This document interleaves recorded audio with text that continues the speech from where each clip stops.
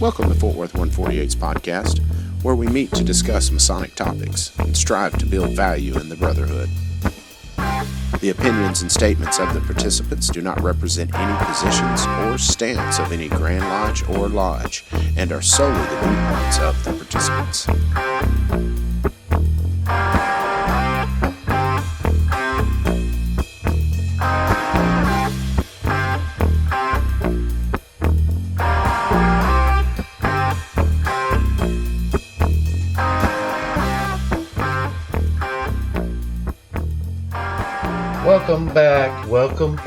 Welcome back. This is Rick Moore, past master, Fort Worth 148. This is Billy Hamilton, senior warden for Fort Worth 148. This is Gabriel Yagish, junior warden. This is Evie Kirkendall, master of ceremonies for Fort Worth 148. Well, it's good to have the whole team back for episode 2, season 4. Woo-hoo. That's bonkers, huh?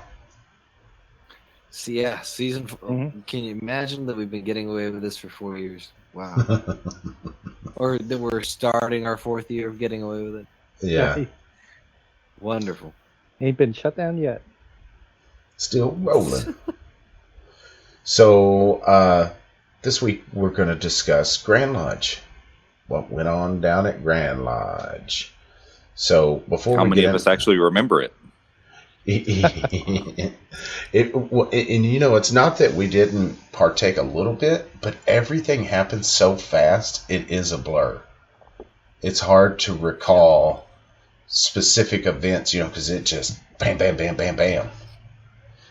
Get up at 5, go to bed at 2. Tell you what, the electronic clickers have really contributed to that in a very positive sort of way.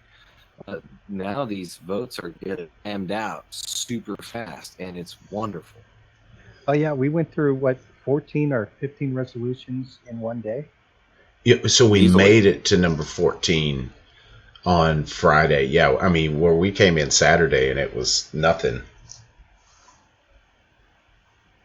Easy peasy. It was pretty nice. Yep. So before we get started on that, though, I did want to ask, because I saw it on Facebook where they posted about it, why do you guys feel like the Fraternal Relations Committee report comes after the elections? I mean, of all committee reports, why that one? Well, at this point, it's got to be kind of tradition, you know. We could say, hey, there was actually a bill to say, hey, we've got to take care of all the reports and all the business before doing elections. So we could do something like that. Or we could push back the time of the elections to make more time for business. But the reality is that we're stuck in this 10 a.m. constraint for elections just because that's the way we got to do it, apparently. Well, so we suffer for it because we don't get to hear the Fraternal Relations Committee report until afterward. Yeah. So I have a bit of a different take on it. In a way, my question is, why is it such a big deal that we have it after elections? Because I hate to say it, I felt kind of bad because as soon as the elections were done, people just got up and left. Yeah. And it's a little bit of a disheartening display to see so many people as soon as the gavel drops and elections are done, they're like, oh, I don't care about the rest. In a way, I mean, I feel like if you've already made the effort to be there, why not be there for all of it? You know, fraternal relations, I don't know why it's done at the end, but does it matter? You know, if it's tradition, so be it.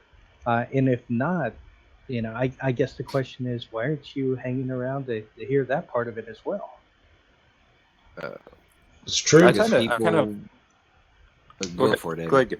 Well, I was just going to say that I find that I know we're going to talk about this a little bit later, but you know, the resolution that was proposed that would change the order of that and make all business have to be done beforehand. I was in favor of it, not because I think that necessarily it's going to affect the elections or anything. I thought it was a good idea simply because it would encourage people to stay longer. Because if everybody's leaving after the election, push the election later in the day till the afternoon, so that it encourages more people to stay and find out who their grand officers are going to be, and to vote those people who can vote. It allows them to vote on those grand line officers, and they get to hear all the business and all that stuff. So I think it dovetails very nicely into this topic, that I think that all the reports and things should be done before elections, just to encourage people to stay longer and be more part of the business of Grand Lodge. And just to play devil's advocate, because when it comes to, like, say something you think it's as simple as, let's not vote for new officers at 10, let's do it at noon or 11 right before lunch or something. Well, they have pictures to take, they have this to get ready for, and this, that they need that time, to where 10 o'clock is basically the latest you can do it and be ready for all that other stuff you have to do. And, you know, when it comes to the same token with, you know, yeah, they should stay, but you got to think, they've all been sitting there just like we have that long. Most of them are a lot older than us, and sitting in those uncomfortable chairs, elbow to booty hole, is not conducive for an old man's health. So as soon as the major business is done, it's not that they want to leave. It's almost to the point to where a lot of guys have to.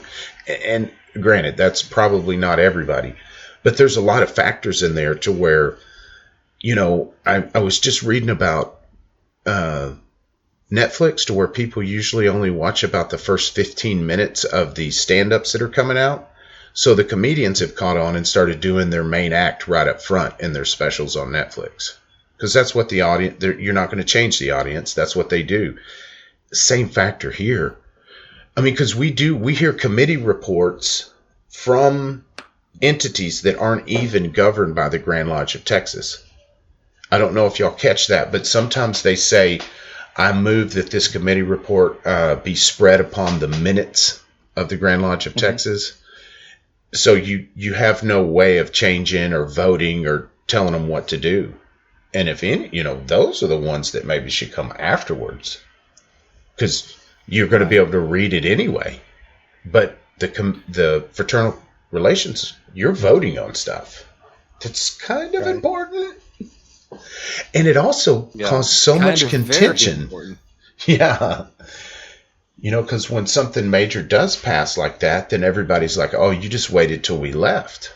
And while it reeks of that, that's not the case. It's that people are electing to leave when all of that is going on. Yeah. And the reality is, if you show up to Grand Lodge, you should show up to all of it, you know, and you have too many guys that are like, you know, I've heard all sorts of things, you know. Some of it's very important, right? Like, hey, like, I have a child's birthday party to go to, and I feel like that is a very valid reason to leave Grand Lodge early. Don't get me wrong. But I've also heard people leaving Grand Lodge early so that they could go golf, right? You know, that's also a thing. But the reality is that proper conduct for participation in Grand Lodge, especially when you have voting rights, is to stay for all of it, including the reports that come after elections. But this whole thing with the Fraternal Relations Committee report and what happened last year and what happened the year before repeatedly proves to me this very cynical take that I have, that Masons cannot be trusted to behave well when it comes to organizational leadership. You can't trust them. So the answer here should be to not give Masons the option, because given the option, they will choose to behave poorly rather than to participate in the functions that our Grand Lodge needs them to participate in. Yeah. Well, I don't think it's willfully acting poorly. I think it's just maybe a lack of forethought of, oh, well, if I get up right after the election, I'm not going to be able to hear the fraternal relations. I'm not going to be able to vote on the other grand bodies, you know, throughout the world that we recognize, you know. and it is important, right? Because we had, one vote where we chose to recognize, one body, and then we voted against recognizing another. Um, so I'm not sure if it's willful. I mean, it may be an unintended consequence of hurrying to get out as soon as possible after you find out who's going to be your new, grand junior warden. I think I would definitely classify that as willful. I mean, you got what you came for, and that's it. You're only there to participate for just that one thing. So I think that's very willful. Well, and the other thing that I think that sometimes gets missed in all this, and granted, this was my first time to ever go to Grand Lodge in the years that I've been a Freemason, and the one thing that struck me is how much unimportant stuff is front loaded, and how long it takes to get to the stuff that really matters. Yeah. And so by the time we actually get to the stuff that really matters, people are already antsy and pantsy, ready to run out the door at the first opportunity to get out of the stuff that really isn't important. And I think that is part of the problem. If the business was front loaded, and all of the optional stuff that is duly part of pomp and circumstance and everything that is traditional, and that's great and wonderful, but the business needs to come first, and it needs to be there while the voting members are there, while they're the most attentive, not after some of the events that come in the evenings when people come, may or may not come back in the mornings for a session or come in late for a session. I mean, it's just, that was the biggest frustration for me, is how long it took to get to the business that we were all there to do. I think that's that. And so it's no wonder that people leave early. That's the major point, because I see most guys as, Saturday morning about 8:30, their hips already hurting them, and they're thinking about a 3 to 4 hour drive home, and they're like, oh my gosh, as soon as this junior warden's voted on, I got to get out of here. I got to get something to eat so I can take my medicine, and I need to get home. It's not like, I don't think most guys are going, I'm just here to vote on the grand junior warden and I'm out. There's a mix of it all. But the fact is that's not going to change ever. It's been that way since time immemorial. Well, the other side of that too is the reason why the election is actually scheduled is because some people aren't able to make the first part, and so it's known well in advance. Here's the time when the election's going to be. So if you can only make one part, here's the part that most people, are really there for. So that way, if you can only drive up on a Saturday, when you have to be there by. Yeah. And did you guys see folks getting up and leaving after the grand junior warden vote, and we still hadn't voted on the grand secretary? It was like, wait. I would argue that the vote for grand secretary was more important. Of course. It's hard to say more, but at least it's equal. It's a trustee vote. It was like, no, where are you going? Right. There was a big difference in the number of people that I've heard in the past. Like I said, this is my first time, but in the past, I've heard people talk about how that there's just a mass exodus after the grand junior warden vote. And while I noticed some people getting up and heading for the doors after the grand junior warden vote, after the grand secretary was elected, that was when like half of the audience got up and left. Oh, more than half, yeah. Exodus. No, it turns into a total ghost town. Yeah. Yeah. Me and Gabe were sitting there with the crickets. It's like, what? But, that is what it is. And I don't think that will ever change. It's a long weekend, whatever you want to put in there. Should we stay? Absolutely.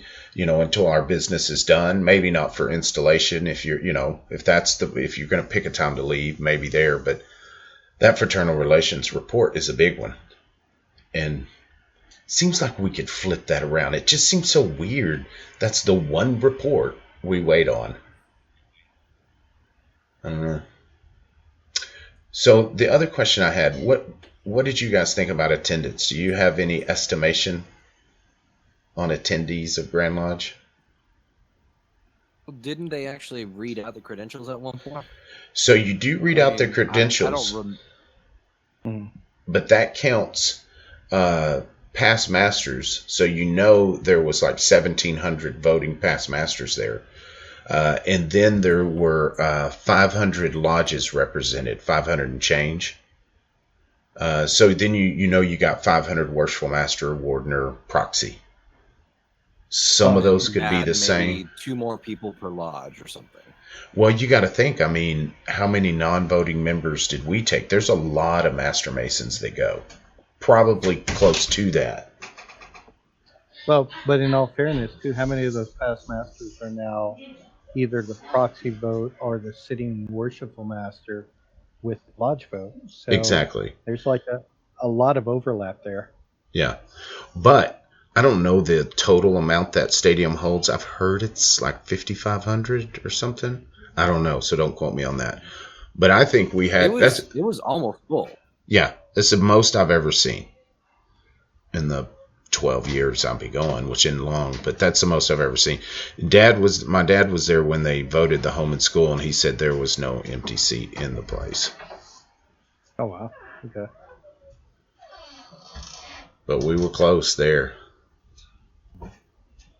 Y'all want to go through and tag this one by one? Yep.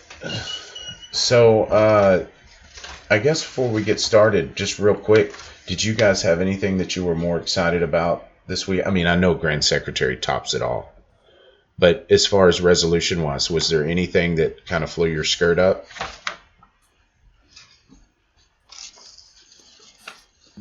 There was nothing in particularly that I found like super wild. There were some that I had some strong opinions on, but we'll get to those when we come to them. But nothing that I went, oh, this is a total game changer. Yeah, it's pretty boring this year, I think. Yeah, that's kind of the way I felt about it too. That there was a little bit of intrigue with some of the resolutions that I just found, mildly interesting. Or I don't know. There was one that I kind of had relatively strong feelings, like Gabe talked about, but nothing that I was like glued to my seat waiting for it to come up or anything. Yeah, same here. It was like, oh. Actually, no. I have I guess it would be strong feelings about one that I wanted to make sure failed. Well, yeah. I mean, but even going into that, we knew it was because it failed last year. But we'll get to that. So the first two that came up, those were pretty straightforward because we had the 2018 holdover that talked about a 10-cent fee that went into a retirement fund that was no longer active or no longer used. And so that 10 cents now goes to the general fund. And since it was a constitutional change, it had to be done 2 years. It was like one of those no-brainer things. So all right. And that, now, being a constitutional change, it also requires 2/3 vote, right? I think the first year it does. Yes. And then the next year it's a majority. Don't quote me, but I'm pretty for sure. But it would have passed either way because it was an overwhelming majority. And then the first resolution that came up was a redistrict. And those are no-brainers. I almost wish it was left to those districts to vote on only. But whatever. Because that's like, of course, if you want to redistrict, go have at it. But we really didn't get anything. It'll be interesting to see because it was from District 36 is what our notes say, and it would be interesting to hear what some of those lodges had to say. I believe that there was a comment on the floor about how someone, I think that was either the committee member presenting or the person who submitted the resolution had talked to all of the lodges involved or something like that. Am I remembering that correctly? Yeah, that they put into the minutes that they all agreed with the redistrict. Yeah, because it was total unity on it. There was no dissension on it whatsoever, and of course it passed. So now there's 6 lodges in 32, 34, and District 36. Yeah. So they're even Steven now. If if every lodge in the district agrees to the change by a 2/3 vote or whatever, the Grand Master should have the ability to just say, "Cool, you're a new Check. district." Yeah. Now he shouldn't have the ability to just change a district.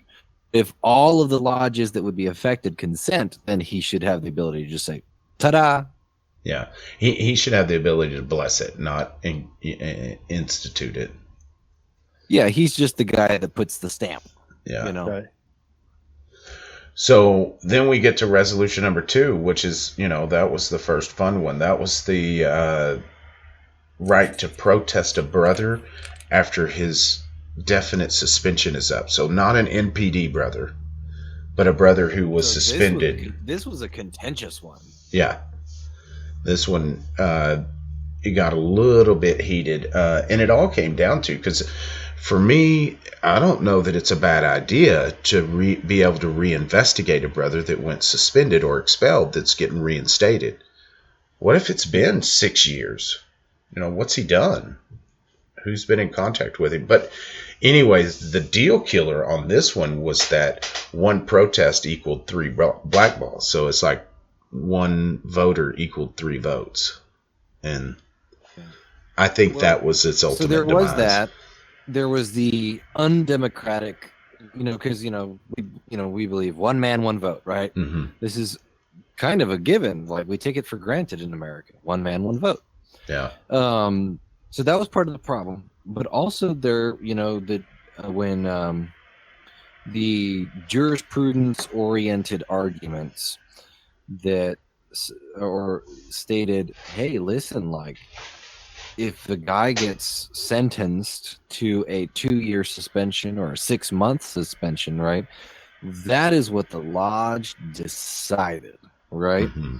And it is the democratic process. It is what we consider fair trial, right? Yeah. And then to go back and say, oh, you know what? Well, we're going to have a vote and you didn't pass the vote, so you're going to stay suspended for, however long. What that does is it undoes the legitimacy of the trial in the first place, because what you're going back is you're saying, well, no, the punishment as decided by the lodge at the trial was not correct. So you're undoing the entire legitimacy of the trial to begin with. So well, you're it's also not fair to adding him, this, and it's not fair to him, and it's saying that your lodge was wrong in the first place. well, it's also saying that it also creates the situation where you can create a punishment in perpetuity. Because ostensibly, if they get suspended, they come back, the lodge has said, you're going to go for 6 months. You come back, somebody throws one black ball. It essentially continues the suspension at the next vote. It can be done again, and it can be done again, and it can be done again. So it just makes this this punishment in perpetuity situation. And I'm sure that the brothers and the people who submitted this resolution, that wasn't their intent. But my big question was, if someone is really that heinous in your lodge, where that is an issue where you need to consider it, like the suspension wasn't enough, why couldn't you get 2 other brothers along with you to vote against this person's reinstatement? Yeah, well, technically, why would you need 1 vote to eliminate this person? And that was the thing that I kept coming back to. Why? That makes it sound like that one person, if this person is so bad, you should easily be able to get more than 1 person, at least 3 people to vote against somebody's reinstatement. Well, and again, this is one of those examples where a lodge is trying to solve its lodge problems, or where an individual is trying to solve their individual problems by trying to enact statewide legislation. You see this all the time. Yeah, it does happen quite a bit. Things that should have been handled at the local level are brought up before Grand Lodge. So this seems very local. I can't imagine something like this happening in a large lodge. Can you imagine, a lodge as big as ours, or some one of the more urban Houston or Austin or San Antonio lodges? That just seems amazing to me that Oh, one person in a lodge that big would have that sort of power. It blows my mind. well, and even And it very well could have in been submitted by a large lodge. I have no idea, but it but just seems even in a really, country really weird. lodge, I feel like even in a country lodge, you should still be able to wrangle up two other brothers. Yeah, that ultimately that's a that's my no-brainer. point. Yeah. So just to be clear, that you're pointing out the catch-22 of the three blackballs, because I can't come up to you and tell you how to vote. There's even the interpretation that me coming up to you and telling you something that's going to create the fact you're going to vote, in a certain way is not legal. You can talk to the investigation committee that can change their report, but that's the catch-22 of the three blackballs. You can't go around and tell everybody, hey, this guy does so and so. You're essentially campaigning against his membership, and that's really and I'm not suggesting that. I'm not suggesting that when I say go around and round up two brothers, I really don't mean like in a campaign method. Yeah. I mean more like if somebody is really bad enough that they needed to be suspended, and they are not heeding the wise counsel, if we can call it that at this point, of a suspension, then there's got to be more than one person that notices that bad behavior. And if it's really that bad. No, and so it's not so much about wrangling up. It's just that there's got to be more than one person who notices how bad that behavior is and would throw an additional 2 black balls. And, the thing that really stood out to me is that if a guy gets suspended, and let's say he was justly suspended and he got a good sentence of 3 months, and, this other brother's still talking to him and hanging out with him, and he took it the wrong way, and he's ready for revenge.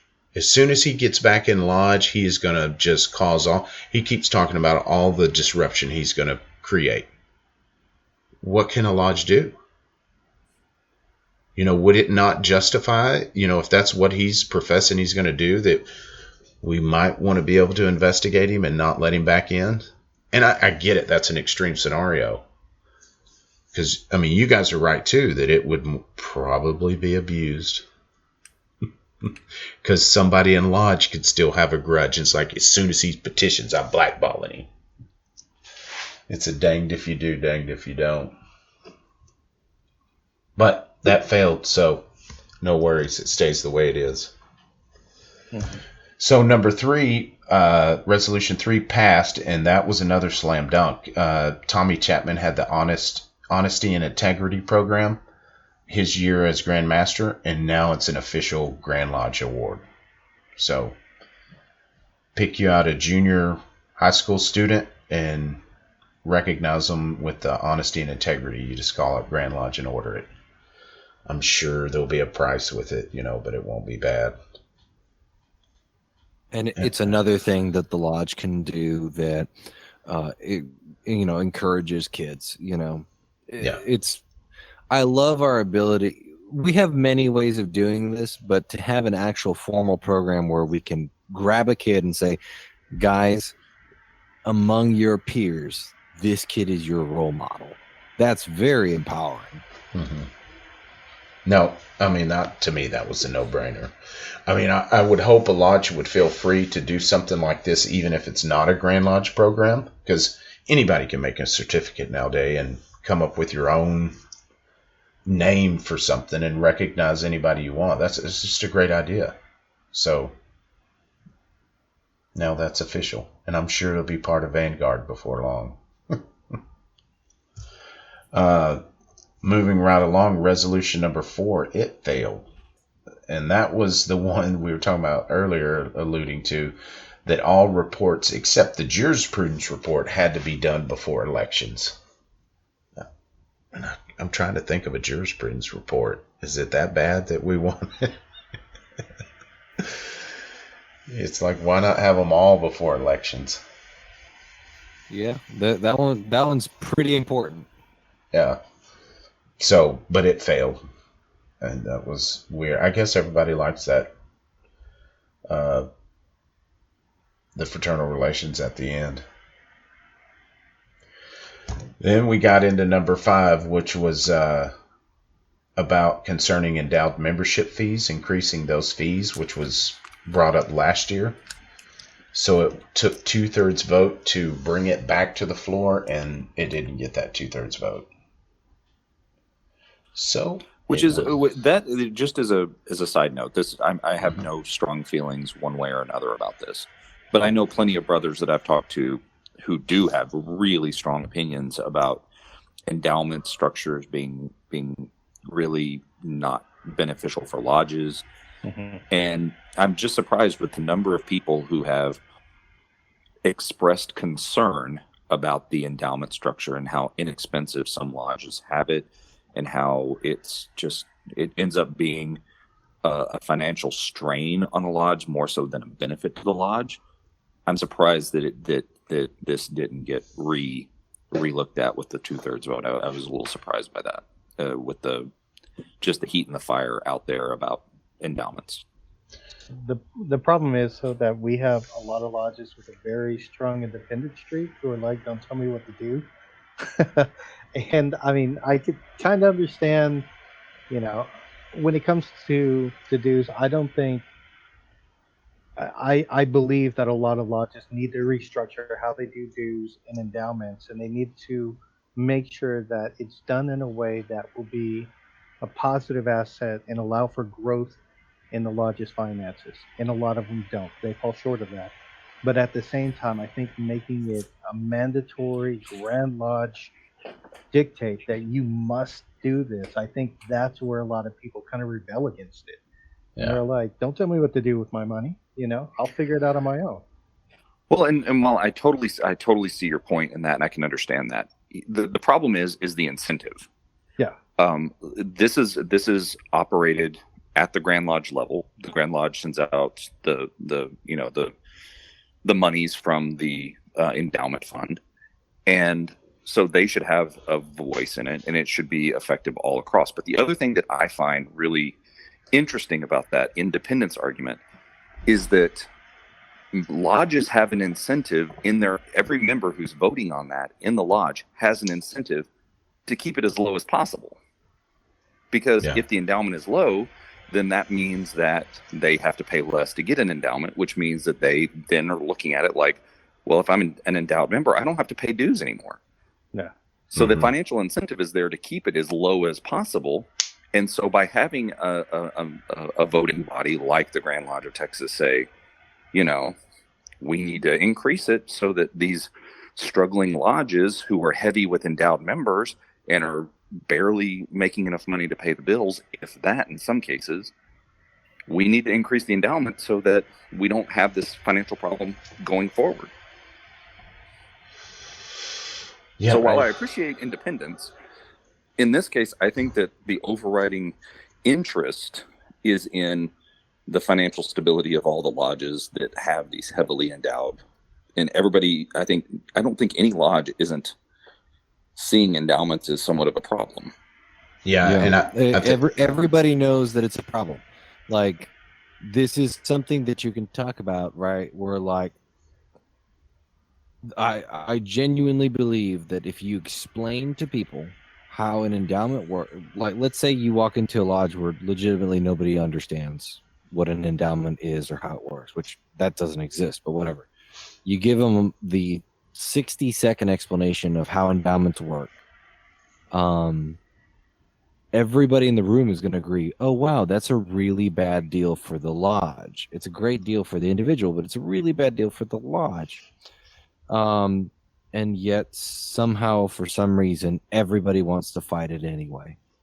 And so there's a certain point where, like I said earlier, you can't trust Masons with their own organizational behavior. Like, there's a certain point where you just have to, you're going to start losing privileges to self-govern because you clearly can't take care of yourself.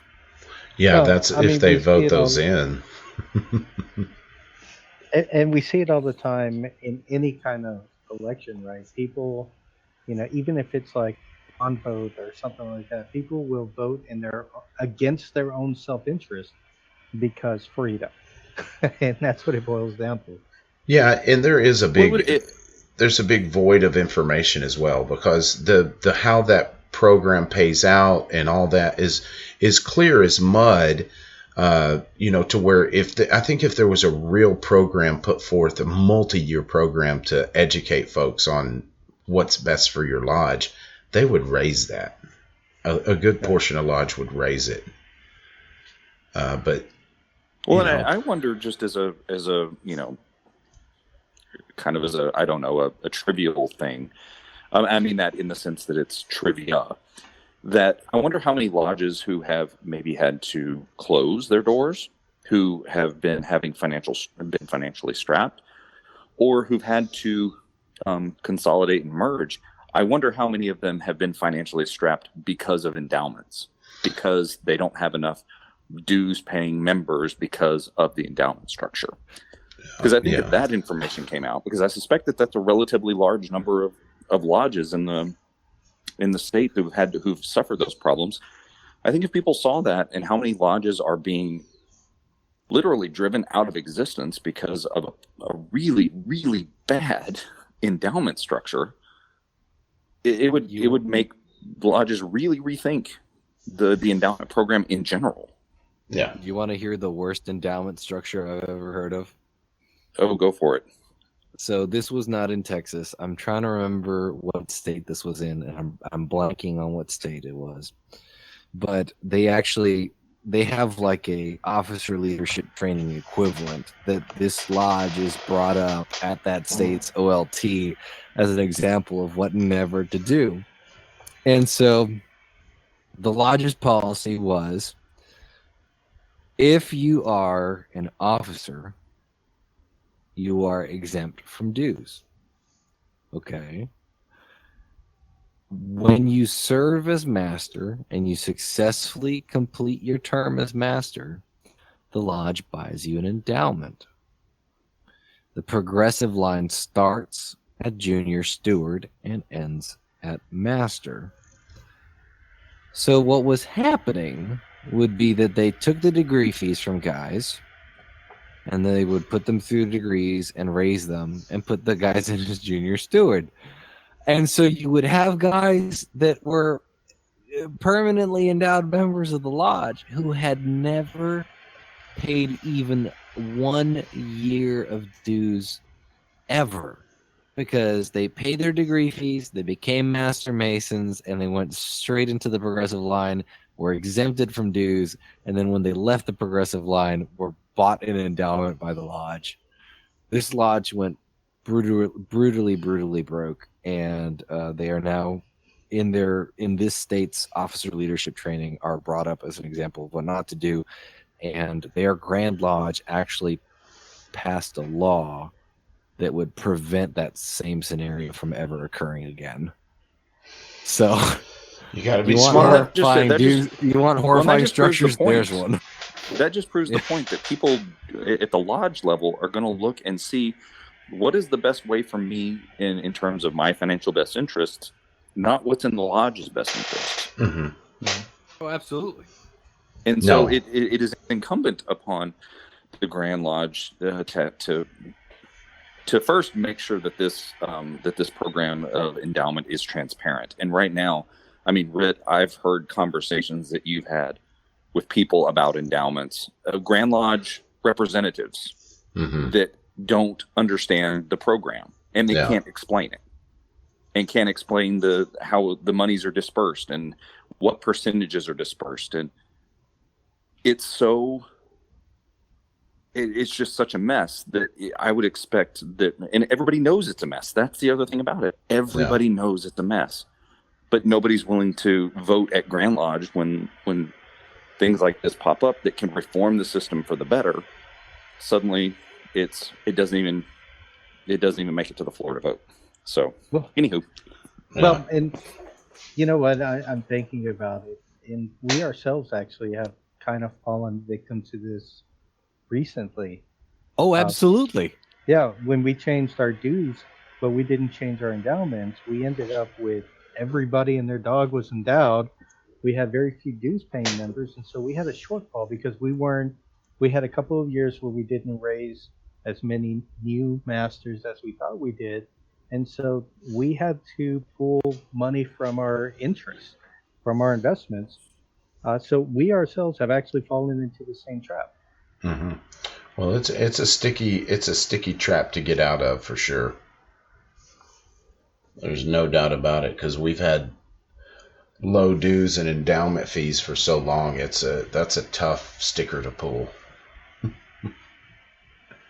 But they're chipping away one of these days. So number 6 was one that I was actually probably most excited about. That was that one did pass, Resolution 6, and that repealed the recent change concerning the EAs and fellowcrafts after they passed their year. I was so happy that this one passed. Yeah, so it reverts back to the way it was, that, if they pass their year, they can still sit in lodge and receive instruction. And once they pass proficiency, then they petition for advancement, and there's no fee. So there's no worry if an EA comes up that hadn't been there in 6 years and everybody knows him and likes him, he can come on in and start studying. Yeah. Now, for anyone that doesn't know, the general context is that 2 years ago, 2 or 3 years ago, 17, yeah. Yeah, we passed a law that said that after an entered apprentice or fellowcraft lapses and goes past 1 year since their date of either being initiated or passed, they have to file a petition for advancement in order to receive esoteric instruction or sit in lodge, right? And they have to be and they had to be investigated? No. I think that was after they passed 3 years, but maybe after the year. I don't remember. It was but anyway, they at the minimum, so you couldn't even, like, if you wanted to go over the catechism and he said, "Hey, can we go over this and just refresh, because I want to be," like, if somebody told you, "I just want to make sure that when I can turn in my proficiency the same night that y'all accept my petition for advancement," you couldn't even do that. Yeah. Illegal. It was a Masonic offense. So this gets rid of that and allows them to receive instruction and sit in lodge, and then if they want to get off their butts and do that, then they can continue. And if you lapse for 3 years or more, then you do have to be investigated, because chances are, if you've lapsed for 3 years, you haven't been to the lodge in 3 years. Mm-hmm. But overall, I really appreciated the arguments that explained how dehumanizing that policy was. So yeah. It makes you feel like you're not welcome, and this is a good step towards being able to re-welcome brothers, and we have brothers in our lodge that are affected by this policy's change, and hopefully in this case for the better. And I get Right Worshipful Kirby's sentiment about, if you've got a guy that comes back up that nobody knows that actually is an EA in your lodge, you don't have to start teaching him instruction immediately. If nobody knows him, go to his house and talk to him like an investigation, and make sure that everything's kosher. Because you can still protest any EA's advancement if this guy's went away and now he's dealing drugs. Go make a visit. Use your best judgment. But this way, it gives us that flexibility again, because that was tough, man. You wouldn't know somebody passed their year, and here you are teaching them, and you've violated Grand Lodge law. Yeah. No, I mean, and we had, let's say, incidents, like multiple incidences where we realized, like, oh wow, like that guy passed his thing yesterday or whatever, like, where there were multiple cases of somebody missing the date by literally a day or 2 days, and nobody knew, right? No, it was hard to get used to, for sure. What are we going to do? Stick expiration stickers on the poor guys? Exactly. So that one's back the way it was.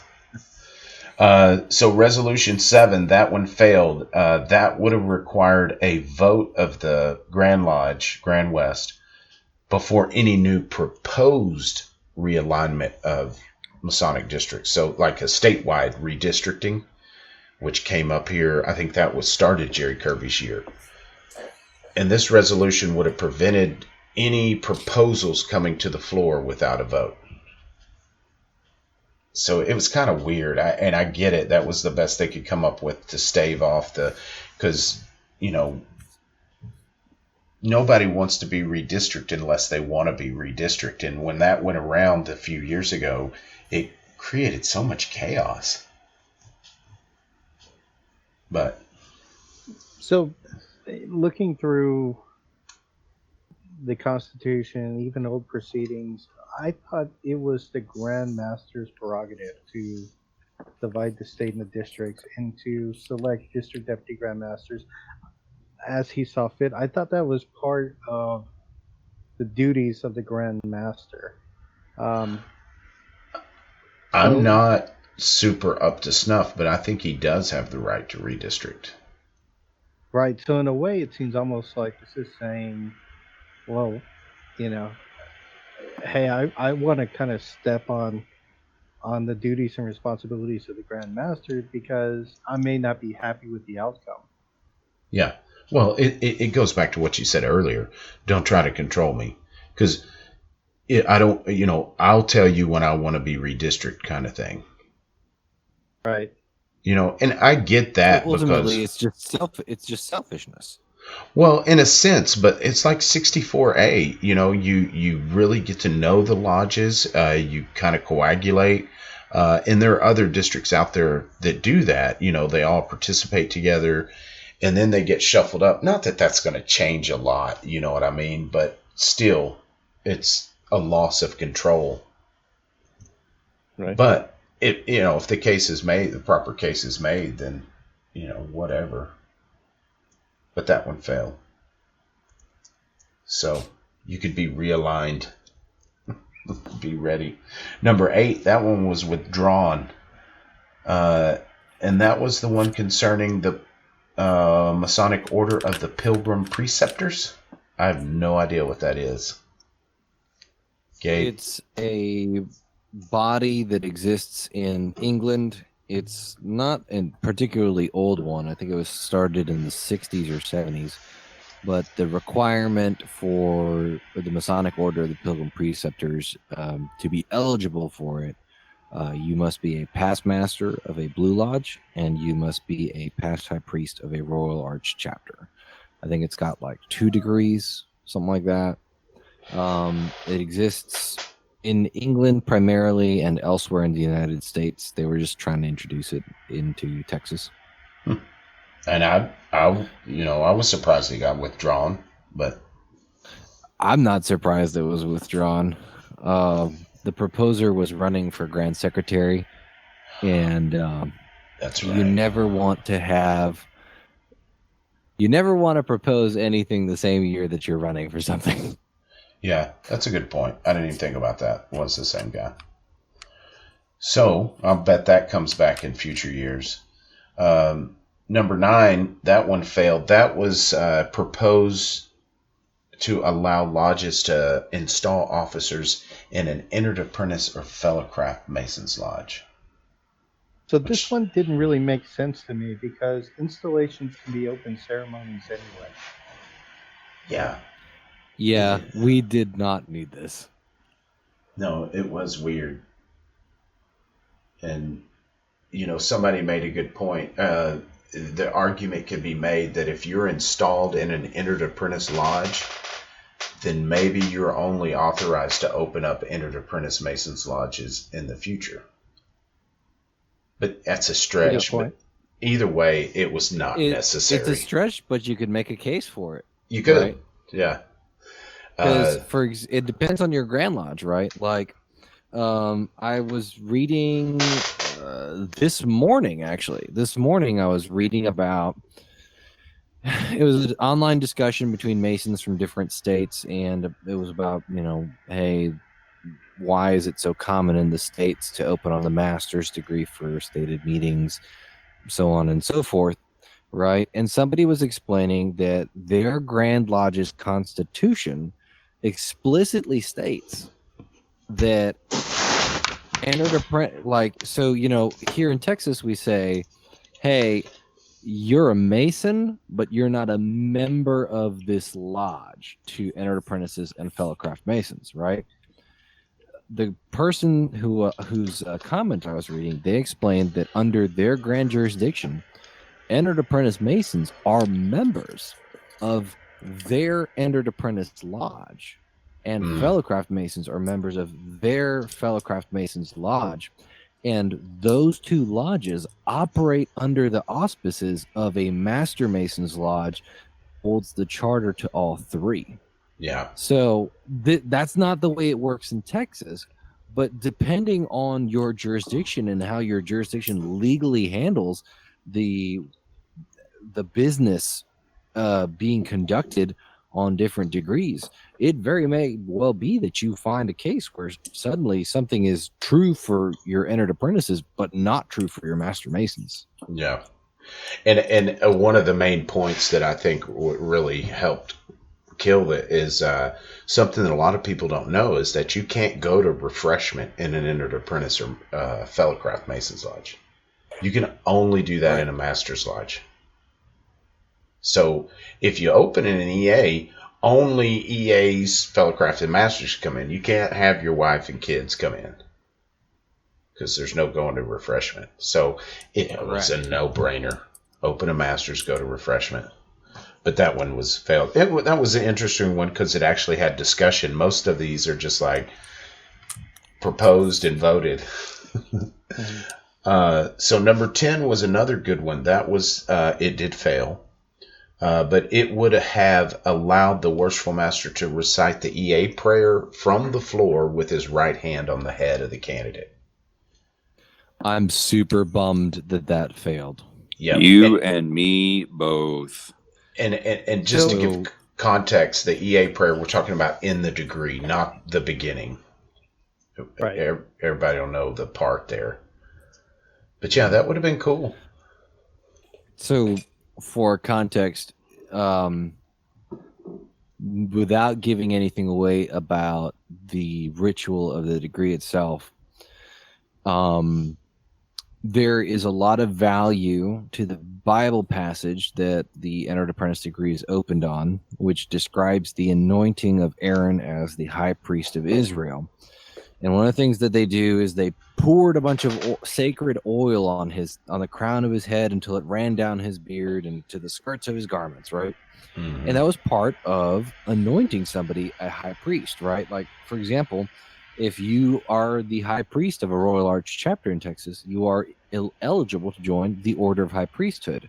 And just how we say initiated and entered apprentice, raised to the sublime degree of Master Mason, exalted to the sublime degree of Royal Arch Mason, you are anointed to the order of the High Priesthood of Melchizedek, right? And we start this journey in the entered apprentice degree. And there's a part where there's a laying on of hands. And the idea here is that the oil from your hand touching his forehead mirrors the anointment of Aaron as high priest of Israel. So, kind of pushing this idea that Masonry is a non-sectarian priesthood of good men. And so I'm a big believer in the idea that there very well may be an ontological change in a Mason when he becomes a Mason, right? It's not just that you in name have become a Mason, but that every fiber of your being has become a Mason, right?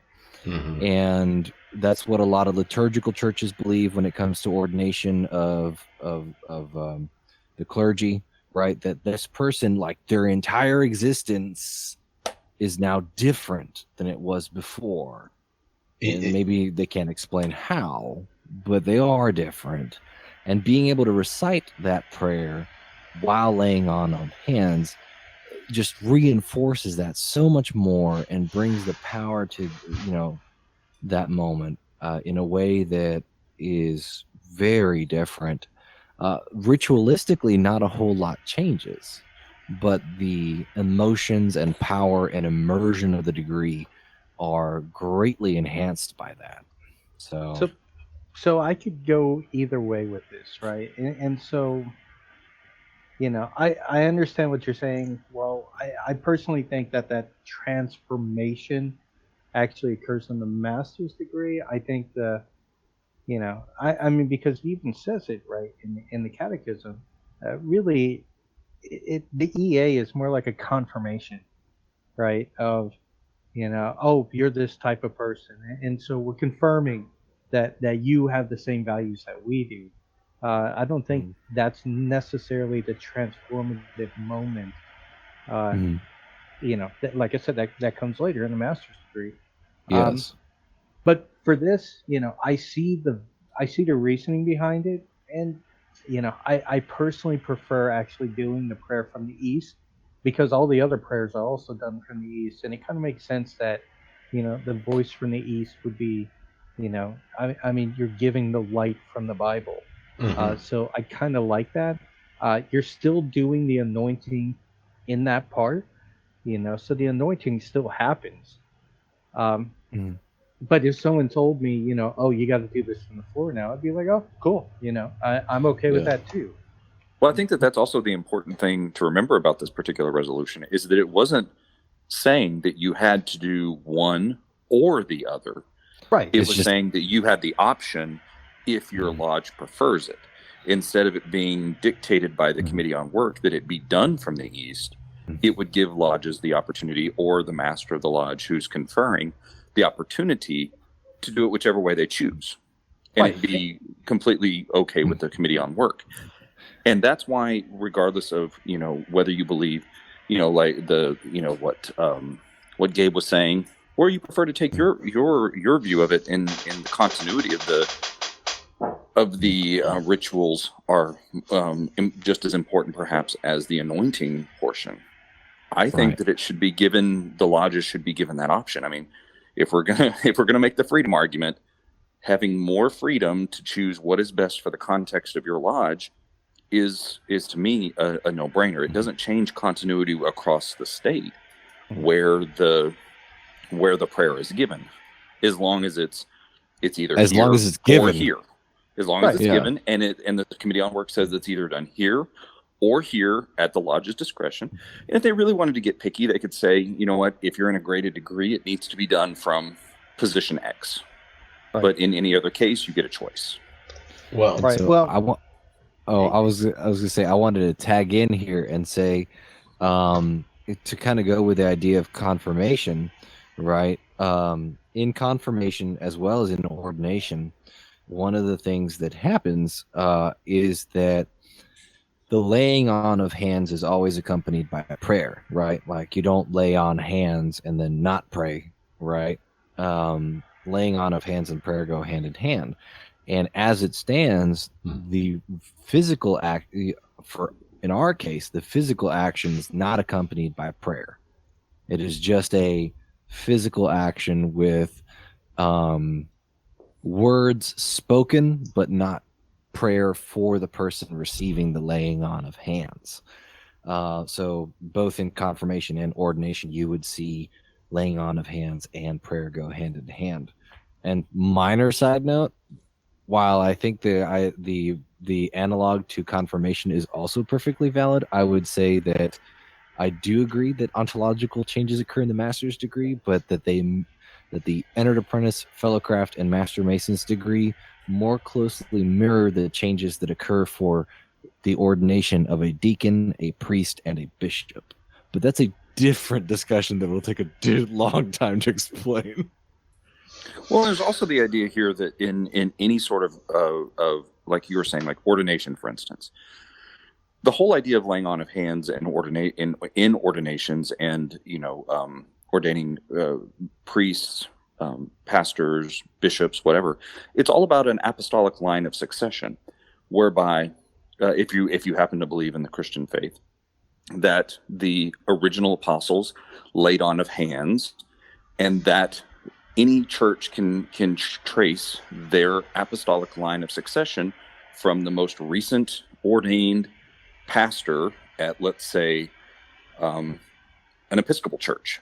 they can trace their lineage of apostolic succession all the way back to the apostles, so that they have been ordained through the original apostolic line of their church, all the way back up to Jesus Christ's time. That's the way the line goes. And so the laying on of hands here, while not specifically a Christian act, as we all know, that's not the goal here, but there should be a line of succession whereby a master was laid on of hands by a master before them, was laid on by a master before them, and tracing the Masonic lineage back as far as the Masonic line goes. And so when you break that line of succession, it seems to me that, at least in my opinion, the more authentic thing to do in a ritual, the thing that takes it back to the original intent of the ritual, is the laying on of hands. That is the most authentic. The least authentic thing to do is to say it from the East. That's my argument and why I was very disappointed about this. Hot take, and I like it. Strong take. Right, but I mean that's and again, I'm not arguing either for it or against it. I'm oh no, I wasn't trying to say you were. But that's also if you say that this is supposed to be some kind of ordination too. I mean, because there could be several different parables that could be taken in this. It could be the transition when you think about it. The EA is a person as they learn, right? So the EA is a child, the Thelocraft is an adolescent, and the Master Mason is the adult, right? And then, so in a way, it's the part of, you do the prayer because, of course, we got to begin everything with prayer. But, the laying on hands maybe just, maybe not as important as taking someone by the hand later on and kind of guiding them on their way, through this education and journey.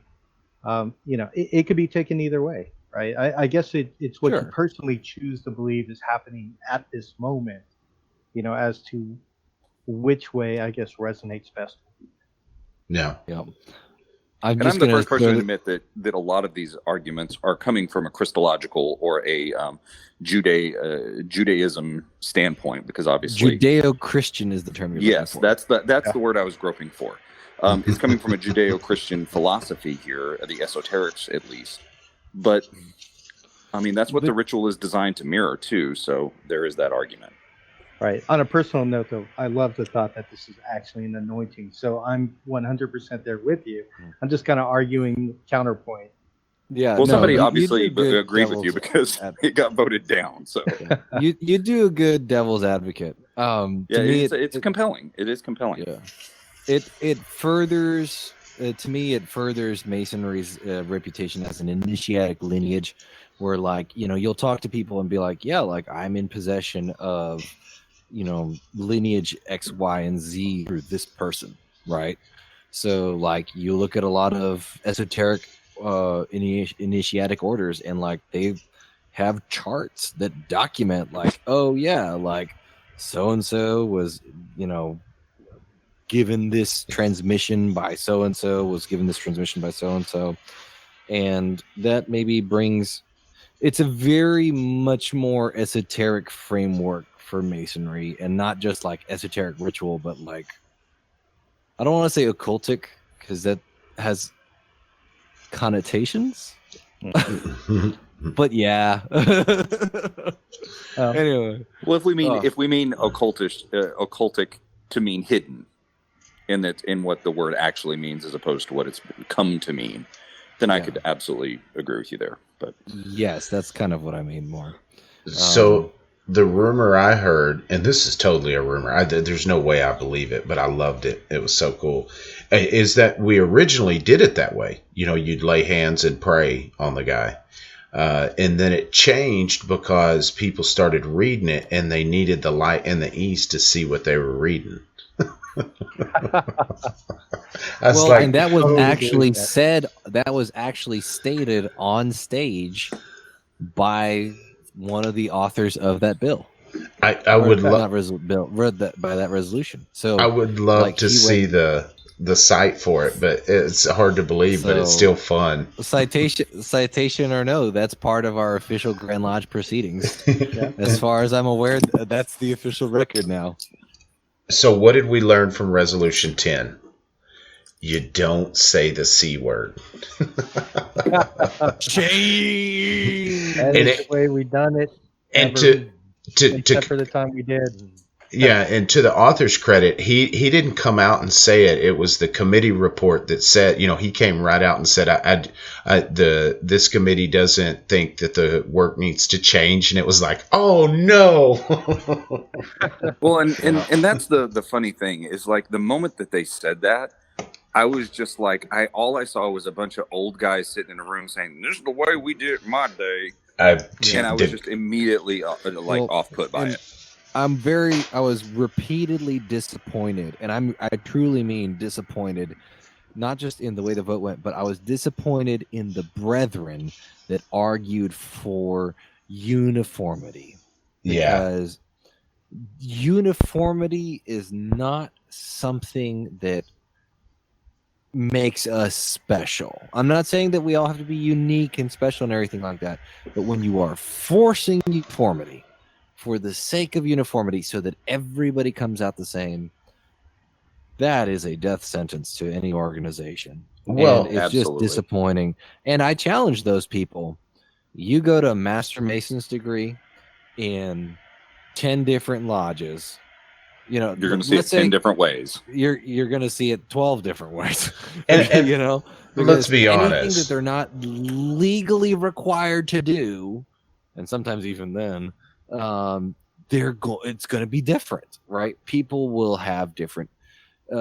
If we're even within a word perfect degree, people will move differently. They'll inflect differently. They'll have different ways of getting into character. Yeah. And then in the stuff that's not legally required, you'll hear, I've lost count of how many different Bible presentations I've heard.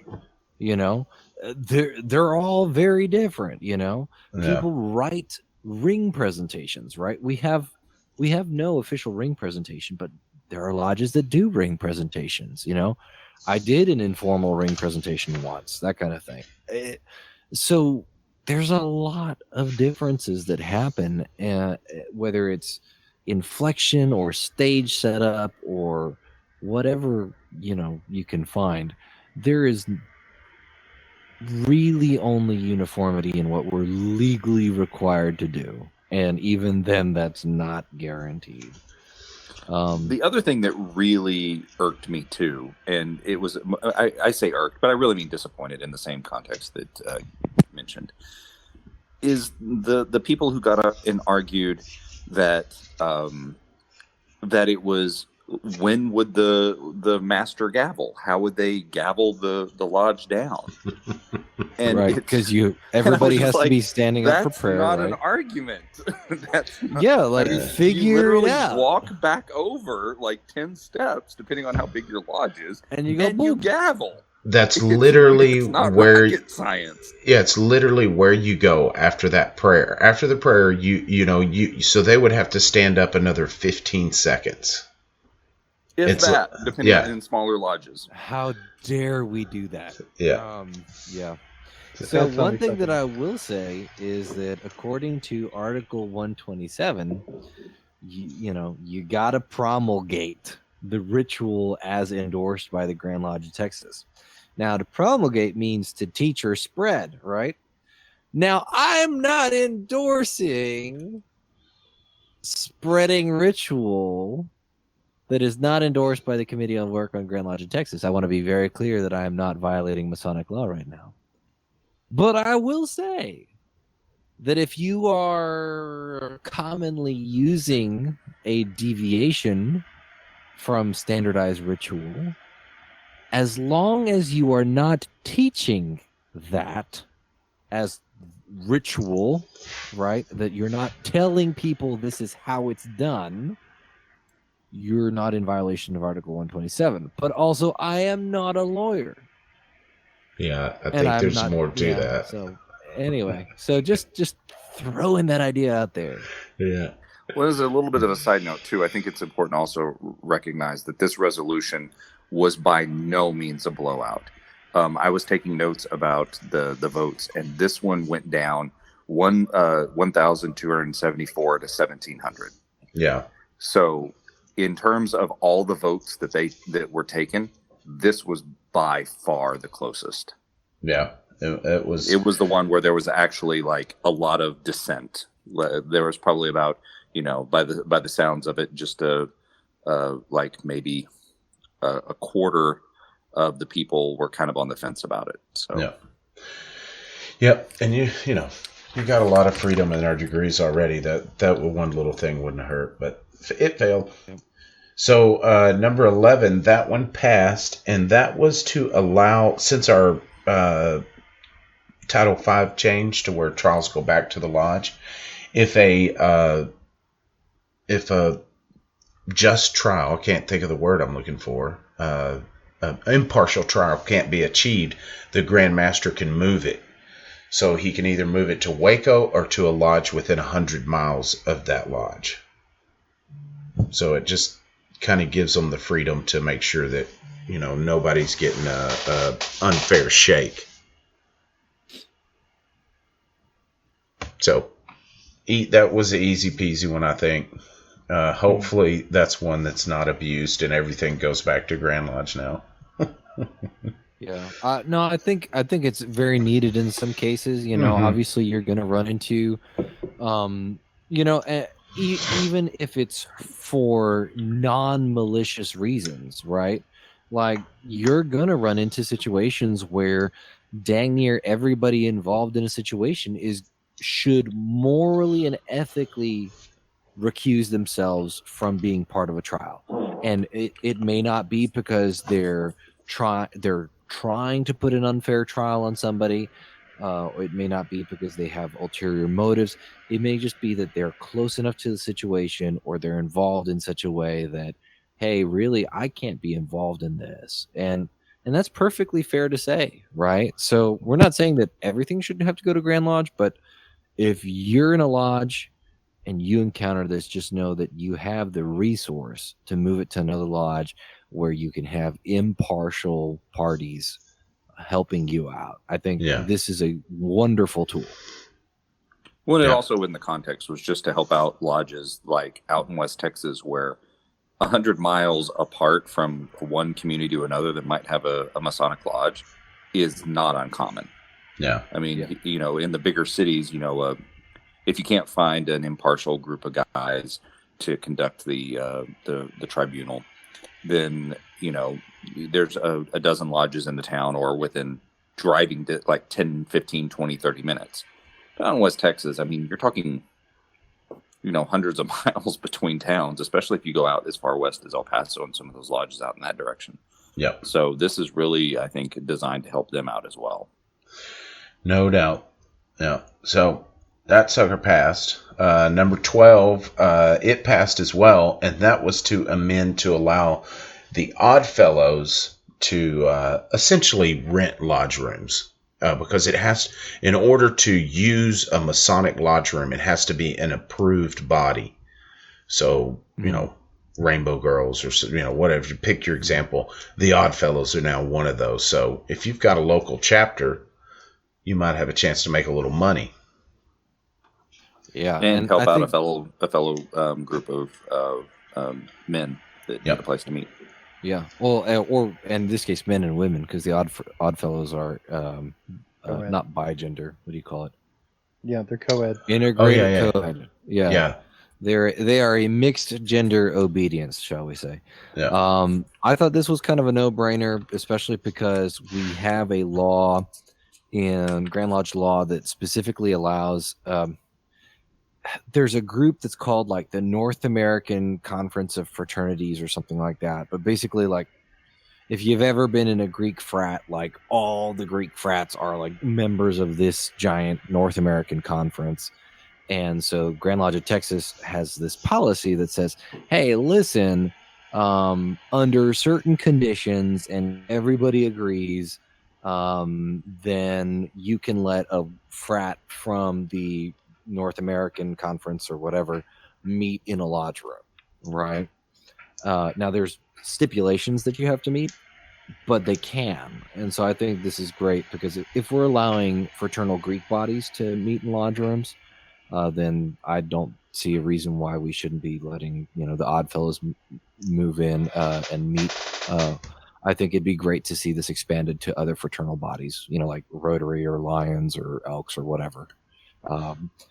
More freedom to consolidate into the same buildings and for us to help each other out with, finding a home for different bodies or, and generating a little bit of income. Always a great idea. Yeah. So that was that one passed overwhelmingly as well. Number 13, that one was tabled. That was concerning that if you serve as DDGM, you could not be a sitting worshipful master in that district that you're serving in. So that one was amended a few times, and those amendments failed, but ultimately it came down to there was some more T's that need to be crossed and I's dotted, so they tabled it. But I think they kind of suspected it would fail. I think the best argument I heard against this is that in some districts it's hard to find a district deputy in whatever body it may be, even in the Yorkerite, right? In the Yorkerite Grand Body. Sometimes it's hard to find qualified brothers, unfortunately, in some areas. So, usually in those areas too, there may be some recycling of officers.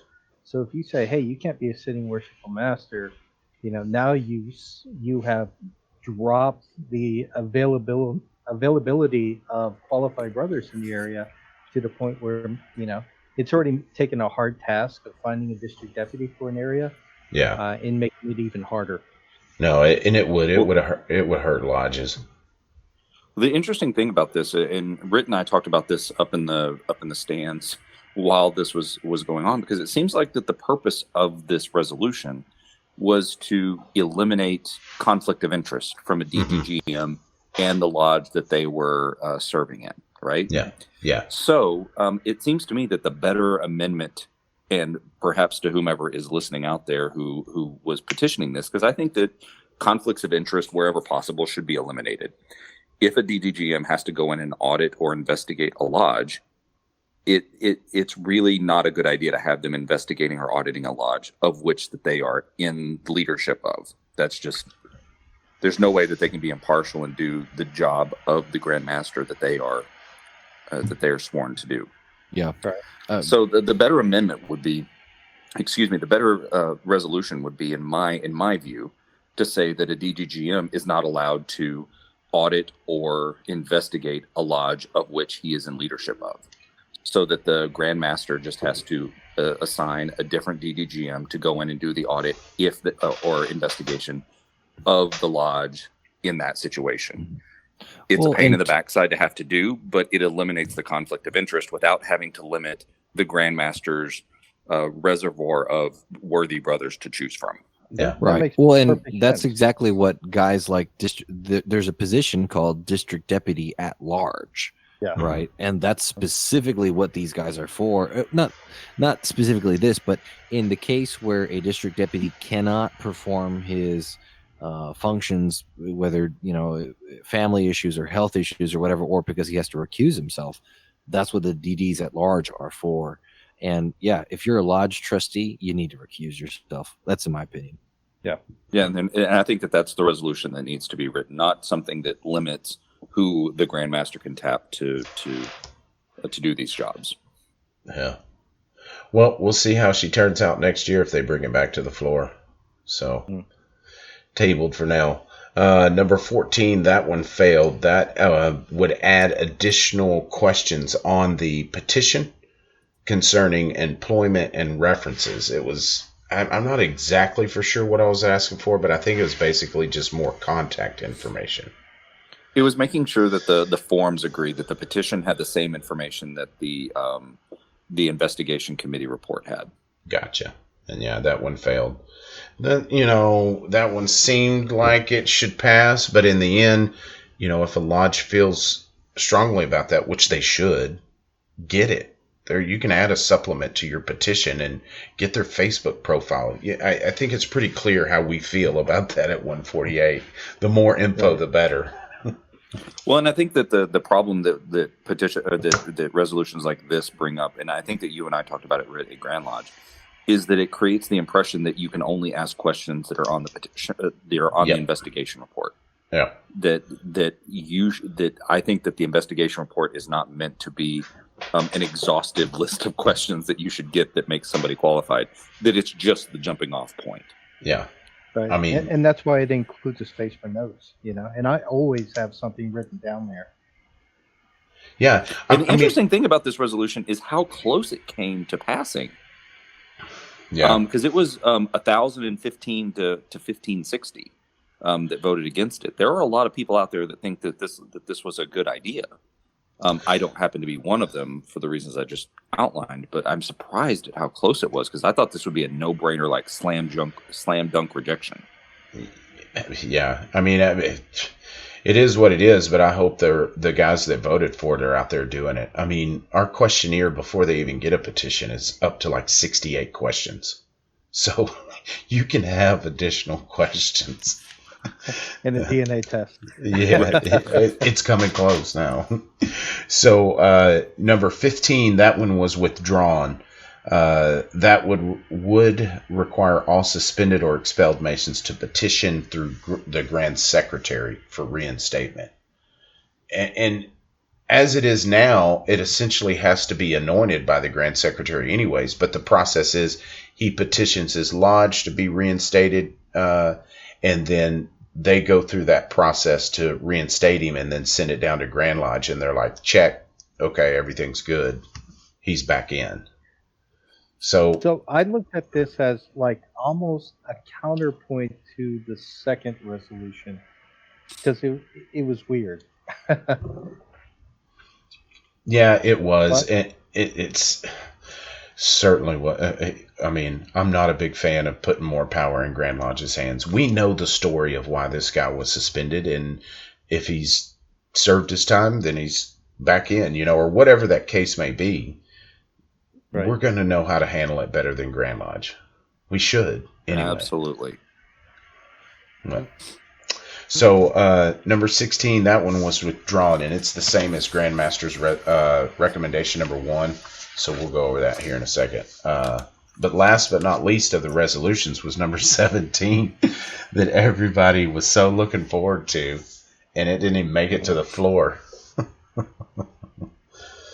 Well, I think that the people who submitted it expected it to not come up for the 2/3 majority requirement vote. I think that you're they right. were expecting this to be reintroduced by having it reintroduced to another committee. Now, somebody told me yesterday, and I mean, they were very sure that this got tabled, and I was like, I don't think so. This didn't pass the two-third vote. It didn't even make it to the floor. I told them, I said, if that would have got tabled, Brian Dotson would have said something to stop it, like he did last year. Well, and he did stand up to address it. I will never get tired of Right Worshipful Brother Dodson absolutely stomping on bad resolutions. Yeah, again, I mean, this is a variant of the same proposal that was made last year. Yeah. And it was done by the same person who proposed it last year. It's obvious that the person has issue with some presentation or some presenter that he's heard. And it's something that I think needs to be addressed locally. It doesn't need to be a Grand Lodge issue.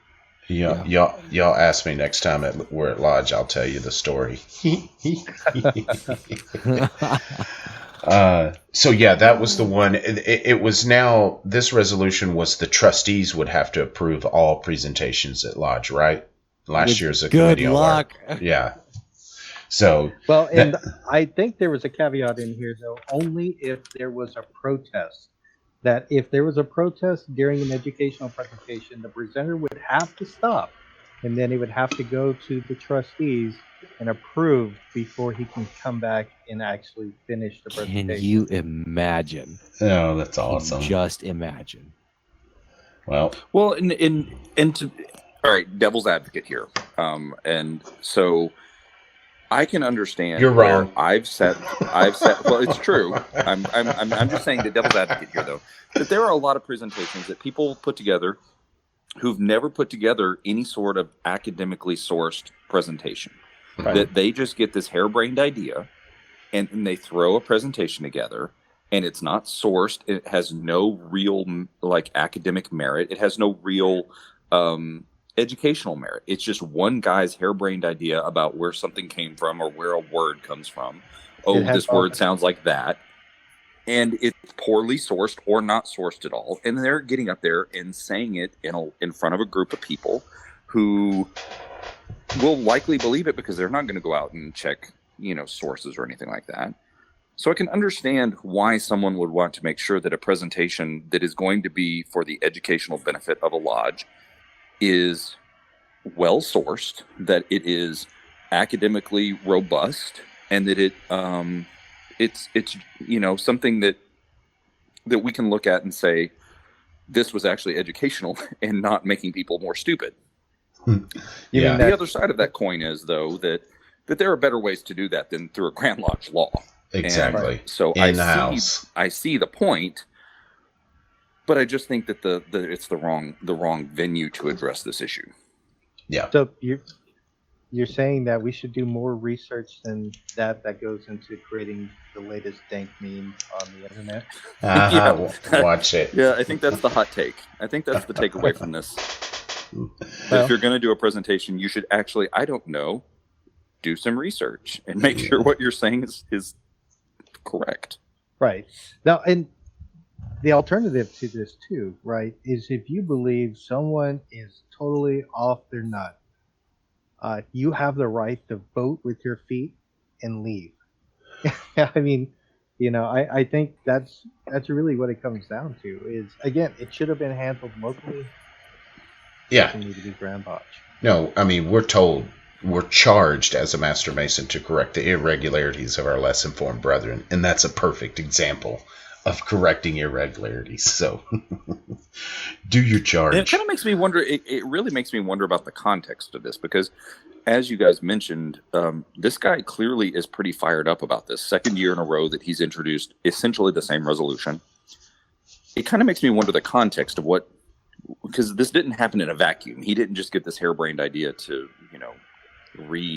redefine education at the Grand Lodge level on a whim. There has to be a context to this, and I would really be interested in kind of hearing the perspective of the person who wrote it to find out exactly, kind of what that is. I'm not saying it'll ever happen, but it would be. I think it would be an interesting exercise.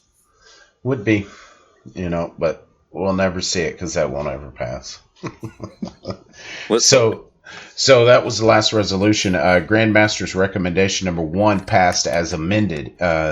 This was allowed for a new officer to be elected at a called meeting if another officer gets ill.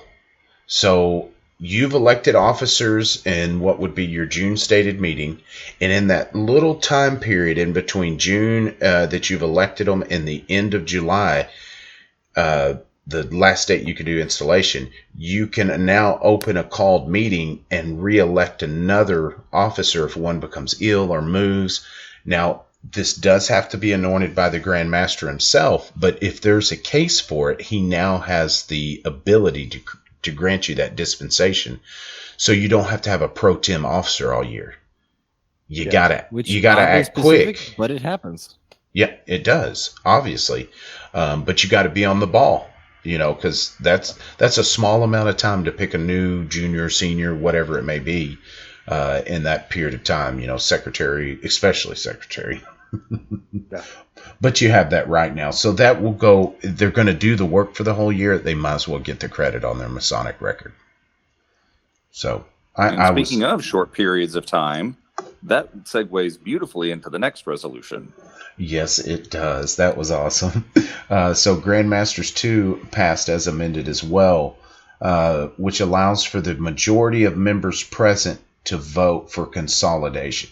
So it was amended. At first, it was proposed that they had to have 10 days notification, but it was amended to 20 days. So you have to give the whole lodge, every member, 20 days notice that there's going to be a vote for consolidation, and then ever who shows up, the majority of those members can vote to consolidate, not the majority of all lodge members anymore. Yeah, because it used to be that you might get, you might get every single person at that meeting to vote in favor of consolidating and still be unable to legally carry it out because it wasn't a majority of people that actually belonged to the lodge as members. Yeah. And if you think about that, just getting a majority of your members to show up is an impossibility. And then to make them all vote the same way? No way. Mm-hmm. Yeah. For context, folks, the national average of, like, in almost every body and in almost every lodge in every grand jurisdiction, within a couple percentage points, your participation rate of active Masons is going to be a little bit over 10%, and that's it. Yeah, it's pretty close. Jump up maybe 10, 15%, but that's pretty accurate. And so this was a very smart move in the day and age that a lot of lodges need to consider that, because we're just making electric companies rich by struggling to hold on to a building when we could consolidate with another one and sell it. It's a smart thing to do. Sell it to the Oddfellows. There you go. The only note I have on this is I actually kind of like the original amendment to make it a 30-day notice, simply because I think it would give members a better opportunity to actually be there if they could swing it, with work and home life or whatever. It gave them a longer opportunity to plan to be there. But either way, it's a good change. I was shocked that 30 days didn't pass. I was shocked. We do everything lays over for 30 days. Yeah. I was really surprised by the Grandmaster's, because he got up and obviously suggested this 10 days. And then the committee came out and offered up the amendment that it was 30 days. And then he countered with a second amendment that was 20 days. And to see the confusion on people's faces as we had to vote on an amendment to an amendment, and then that amendment passes, and then we have to vote on the amendment to the recommendation. The amended amendment. Yeah. And then we had to vote on the recommendation, which was just this procedural nightmare that was just confusing to everybody. But the reasoning that the Grandmaster gave for such a short period of time, I just felt like it wasn't necessary. I mean, because if a lodge knows that it needs to consolidate for whatever reason, they've known it for a long time. Yeah. This doesn't have to happen at the drop of a hat. Very few lodges are going to be put into a situation where they have to rush a consolidation vote. Well, and the libertarian in me, it says, you do it when you want, but the gentleman in me says you need to give them 30 days. Even though you can do it in 20 days, give your brothers a month notice. State it at a stated meeting and tell them to spread the word, and then have the letters ready to go out that day. And give them that month's notice. It's just the right thing to do. But if there is a situation where you're in a pinch, you now have the privilege to do it in 20 days, which is more power to the people. So, do your 30 days, though. They deserve it. So our new Grand Lodge officers, which I'm sure everybody knows this, Grand Junior Wardens G. Clay Smith, Grand Secretary Alan Laser was elected. Committee on Work was Kenneth Young. Home and School Board was John Clements. And then there was a home and school vacancy that was filled by Tommy Chapman. He was elected to fill that vacancy. And then the library and museum position, Don Paul Payton was elected to, which was a little bit of a surprise. But that pretty much covers Grand Lodge, except for two things I want to cover just real quick. I know we're getting up there, but I want to talk about the house in the backyard. What are your guys' highlights? Love it. It was fantastic. Getting to just hang out with people in a casual environment. And so at the house, laid back, casual environment, everybody fellowshipping by eating dinner together, eating lunch together. I love that kind of stuff. Bonding with people over meals, and having discussions in the kitchen. That's become one of my favorite things about that house. Is everybody gets around that big kitchen island in the middle of the kitchen, and the discussions and sometimes arguments go flying. And then at the backyard, just seeing all the people that I don't get to see that often. It's great. I love it. Yeah. Now the Airbnb is, I think it has become my favorite part of Grand Lodge. I mean, the whole experience is awesome, but the Airbnb and getting together with everybody and actually having my son with me there too and being able to partake, in the fellowship was, it's the highlight of my year. I can honestly say that. And then the backyard barbecue, it's always an awesome experience. Congratulations to our brother Robert for proposing on stage at the backyard barbecue and having and being, I guess, accepted. Would that be the proper way to put that? But either way, Getting a yes is what I call it. Yeah. So congratulations to him and his fiance, and we wish him the best. And I look forward to being back there next year. Faux show. And congratulations to Robert, too, on his golden trial. Oh, yeah, that's right. Yeah, he got that before he asked her to marry him. They snuck that in on him. I thought the Airbnb was it was the great part. I think was the people who would just kind of come and go. We had us core group that was in sleeping, and that's where our home base was.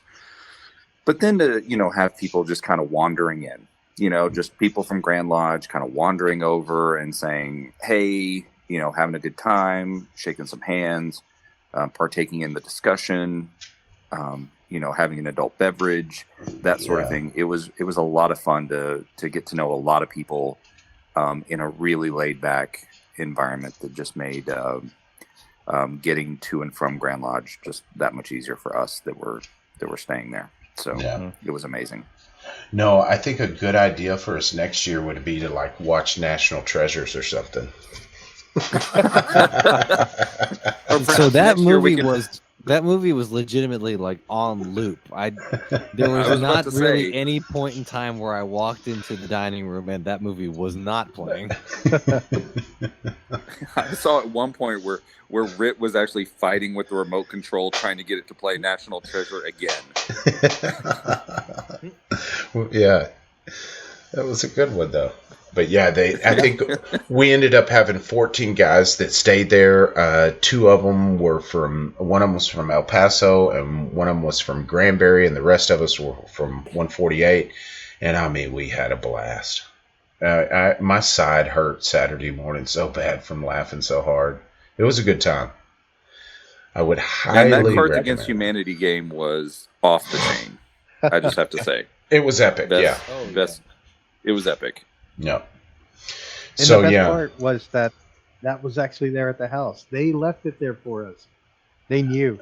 Even they better. Knew what depraved human beings were going to be staying in that house. Yeah, we got to find us another version for next year because I think we went through the cards 3 times.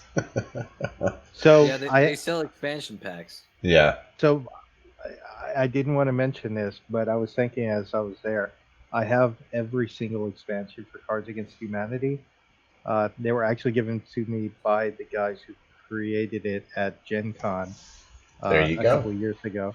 Wow. So I have an enormous, you have to break it up into chunks to be able to shuffle the whole damn thing. We got our next. Well, we know who's going to be in charge of that next year. Brother Billy, you are in charge of entertainment committee. Oh yeah, I have, and some of them. I mean, if you think the basic set is bad, some of the ones in the expansion are I feel bad just for reading this card. I'm going to hell. I love it. So before we get off, we'd be remiss not to talk about MasoniCon 2020 because that tickets have been released. We've made it through the Grand Lodge special. And now to the early bird special, so you can get your tickets for $55. It's going to be July 25th this year. Same place, same bat time, same bat channel. But grab your tickets now if you haven't, because they're going to go up again. Not anytime real soon, but it will happen. And they have been selling, so that's something that I'm very pleased with, because they're doing pretty well.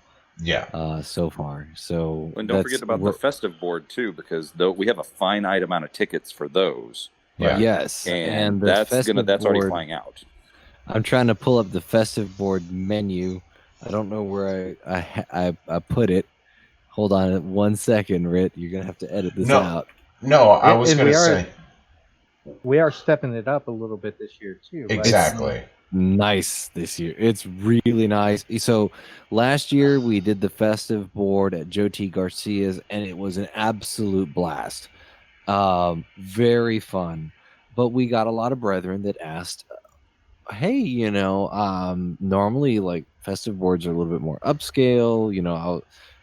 Dress code for our festive board last year was business casual plus, so you saw guys wearing anywhere from polo and slacks to, full on suits. But enough people had suggestions and input that we take, and we take suggestions and input really seriously, because we want it to be enjoyable for everybody. This year, our festive board is going to be Friday, July 24th at the Riata Restaurant in Fort Worth. For those of you that don't know the Riata Restaurant, it is kind of a fixture of Fort Worth. There are 2 Riata restaurants in Texas. One of them is located in Alpine, and it's a pretty chill place. And then the other one is in downtown Fort Worth, and it is kind of an upscale steakhouse. It's really nice. Dress code is black tie optional. So at minimum, a dark suit that matches a tuxedo, preferably a tuxedo. And get this, I know I'm just kind of geeking out because I got the chance to do the menu this year. Our menu this year is Caesar salad with Asiago cheese and sourdough croutons, with a choice between these 3 options of entree: 14-ounce charbroiled ribeye with cook's butter, grilled mahi-mahi with lobster Florentine sauce, and citrus-crusted chicken breast with rosemary honey mustard. There's 2 dessert choices. One is Dutch oven apple crisp with cajeta, and then the other one is molten chocolate cake with drunken berries. And they're going to have CF Ranch Reserve, Cabernet Sauvignon, and Chardonnay available for, for table wine. So I'm very excited about this. And afterwards, we will all go bar hopping in a responsible fashion. But we also have a special guest. We do. And we didn't nail him down until very recently. For those of you who have heard of him, Chuck Dunning Jr. is going to be our festive board speaker. For those of you that don't know, Chuck is highly involved in Guthrie and Fort Worth Scottish Rite. He is a nationally selling Masonic author. He wrote the book Contemplative Masonry, and he is either releasing or just released a book about contemplative masonry for lodge groups, so group contemplative exercises. Chuck's a great guy. He was one of our keynote speakers for the very first Masonicon, and we are absolutely psyched because, I first got to meet him in Fort Worth Scottish Rite, and then we had him on the podcast, and then he was our speaker at Masonicon, and now he's going to come back for round 3 and specifically be our festive board speaker. This is awesome. So you know what I'm most excited about this festive board about? Is Say what? We're going to be eating in a room with carpet. Yes, the sound dampening will be great. Yeah, we'll be able to hold a conversation. It's going to be top notch. We're taking it up a notch. So I know when guys see that price tag, they're kind of like, oh, wait a minute. But it's going to be worth every penny. You're right. Going to spend about that much anyways to go there and eat dinner, but you're going to get to see Chuck Dunning. It's just going to be a really cool night to get out with your brothers and take it up a notch. It's not going to be an opportunity you want to miss. And those are limited. I know we're going to sell out of that. Yes. Seating right now is limited to, I believe, 45. Because we're just not going to have room for more than that in that room otherwise. Last year we had kind of the same policy, seating limited to 45. I think this year's seating is limited to 50. We just want to make sure that people, that we don't have to suddenly change rooms or anything like that, because that room, that's what our max is. So it is limited. But that's going to be great, because last year we sold out, and I expect that this year we'll sell out as well, because we just had such a good time last year. This is going to be really great. If I'm not mistaken, the last time we saw the numbers, we're getting up pretty close to our limit, right? I mean, we're about a quarter of the way there to the festive board sellout. Yeah. Yeah, we are way faster on track for festive board sales than I thought we would be by this point in time. Yeah. So yeah, I think I remember seeing it. It was like I was really shocked by how many festive board tickets had sold right off already. the bat. Yeah. They were the hot commodity, and so if those brothers out there that want to go, or they're even the least bit interested, get those tickets now, because they are not going to last for much longer. Yeah, and if you can't go, you can hawk them. You just stand on the street corner and sell them for $150. Yeah. And so if you do sell your festive board ticket due to inability to attend, please keep in mind that we are trying to keep this to Texas Masonicon attendees only. Right? Yeah. Let us know if that's actually something that comes up. Let us know. We'll help you with that. Because if you can't come, we're not here to rake you over the coals. We'll make it happen. Yeah. But we already know guys that are, they've told us they've made accommodations in town already and everything like that. Some people are getting Airbnbs, some people are getting hotel rooms, some people are staying with family. It's cool to hear the feedback, the positive feedback so fast. Yeah. It's good stuff, man. Get your ticket. So, quote of the week this week, I've used this one before, but I just couldn't get past it because it fits so perfect what went on at Grand Lodge this weekend. And it's by Oscar Wilde. Ultimately, the bond of all companionship, whether in marriage or in friendship, is conversation. And it's just so true. A good conversation, so beautiful. Oh, yes. And that lot went on this weekend. So if you want to get in contact with us, you hit us up on the website, fortworth148.org, on Facebook at Fort Worth Lodge 148. Hit us up by email, fortworth148@gmail.com. And, of course, check out Texas Masonicon at texasmasonicon.com. All right, gentlemen, this has been another good one. This is Rick Moore signing off. This is Billy Hamilton signing off. This is Gabriel Yagish signing off. This is Evie Kirkendall signing off. Adios.